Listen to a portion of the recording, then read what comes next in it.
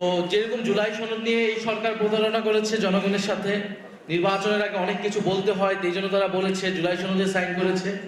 একইভাবে প্রত্যেকটা কমিউনিটির কাছে, হিন্দুদের কাছে গিয়েও কিন্তু তারা মিথ্যাভাবে বলেছে যে তাদেরকে ভোট না দিলে তাদের কোনো নিরাপত্তা থাকবে না।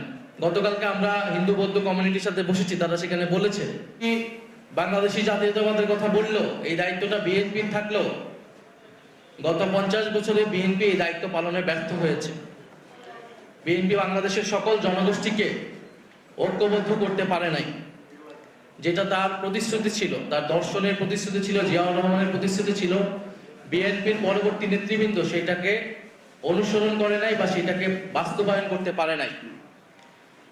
এবং যে এবারের আপনারা দেখবেন যে এই নির্বাচনেও যেটা অলরেডি আলোচনা এসেছে যে দীপেন দেওয়ান সাহেবকে সেখানে নৃতাত্ত্বিক জনগোষ্ঠী থেকে যা একজন মাত্র প্রতিনিধি রাখা হলো মন্ত্রিসভায়, নির্বাচনের পরে কিন্তু কয়েকদিন পরে তাকে সরিয়ে দেওয়া হলো।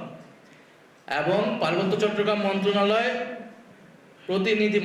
প্রতিমন্ত্রী বা এখন যিনি দায়িত্বে আছেন, উনি একজন সমতলের বাঙালি, অর্থাৎ উনি পাহাড়ের কেউ না, পাহাড়ের বাঙালিও না, এবং পাহাড়ের তিনি অন্য নৃতাত্ত্বিক জনগোষ্ঠীর থেকেও প্রতিনিধিত্ব করছেন, কিন্তু তিনি পার্বত্য চট্টগ্রাম মন্ত্রণালয় থেকে দায়িত্ব পালন করছেন।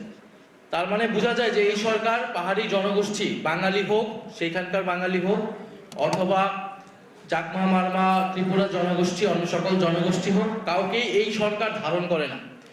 এই 31 দফাতে কিন্তু দেখবেন রেইনবো নেশনের কথা বলা হয়েছিল, যেটার ব্যাখ্যা তারা দিয়েছিল যে একটা অন্তর্বর্তীমূলক সকল জাতিগোষ্ঠী। তো যেরকম জুলাই সনদ নিয়ে এই সরকার প্রতারণা করেছে জনগণের সাথে, নির্বাচনের আগে অনেক কিছু বলতে হয়, এই জন্য তারা বলেছে জুলাই সনদে সাইন করেছে। একইভাবে প্রত্যেকটা কমিউনিটির কাছে, হিন্দুদের কাছে গিয়েও কিন্তু তারা মিথ্যাভাবে বলেছে যে তাদেরকে ভোট না দিলে তাদের কোনো নিরাপত্তা থাকবে না। গতকালকে আমরা হিন্দু বৌদ্ধ কমিউনিটির সাথে বসেছি, তারা সেখানে বলেছে। তো দেখা গেছে সব সম্প্রদায়কে তারা ভোটের আগে এই দেশের রাজনৈতিক দলগুলো, প্রথাগত যে রাজনৈতিক দল